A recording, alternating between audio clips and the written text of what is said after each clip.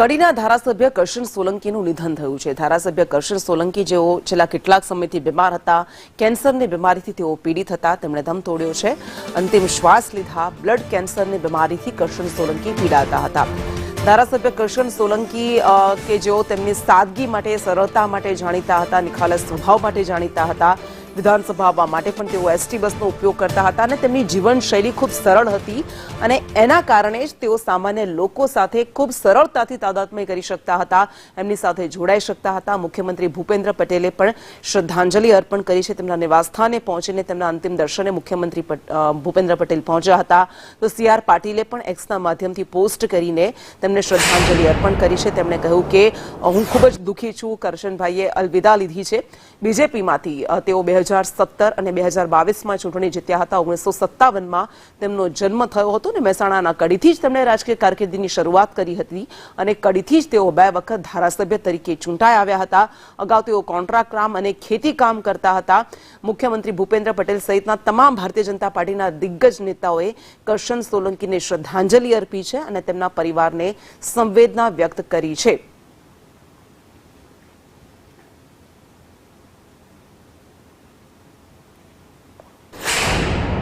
એક સહજ, સરળ અને સૌમ્ય પ્રકૃતિ ધરાવતા એક આગેવાન હતા। અનુસૂચિત જાતિમાંથી કડીની સીટ ઉપર ચૂંટાયા પછી એમને સમગ્ર ગુજરાતની અંદર અને એમાં પણ વિધાનસભામાં પણ જ્યારે જ્યારે સમાજના પ્રશ્નો હોય, વિકાસના પ્રશ્નો હોય, ખૂબ જ સહજતાથી અને સરળતાથી આખા બોલા હતા અને સાથે પોતાની વાત કહેવા માટે ક્યારેય સંકોચ રાખ્યા સિવાય એમને પોતાની વાત વિધાનસભામાં પણ રજૂ કરી છે અને કડી અને મહેસાણા અને સમગ્ર ગુજરાત માટે એમને જે કામ કર્યા છે સદાય આપણને યાદ રહેશે। કરશનભાઈનું આકસ્મિક અને દુઃખદ અવસાન એ આ વિસ્તાર માટે ખૂબ મોટી ખોટ ચાલે એ પ્રકારનું છે। એકદમ જમીન સાથે જોડાયેલા નેતા, બધા જ લોકોને સાથે લઈને ચાલવાની એમની વૃત્તિ અને આ વિસ્તાર માટે સતત વિકાસનું કામ કરવાવાળા કરશનભાઈના આત્માને પરમાત્મા શાંતિ આપે। સાદગી અને સાતત્યપૂર્ણ જેમને પોતાની આખી જિંદગી વિતાવી છે, બસમાં મુસાફરી કરી અને ધારાસભ્યોની ફરજો નિભાવતા હતા, એવા આદરણીય કરશનભાઈ સોલંકીજી આજે આપણી વચ્ચે નથી રહ્યા।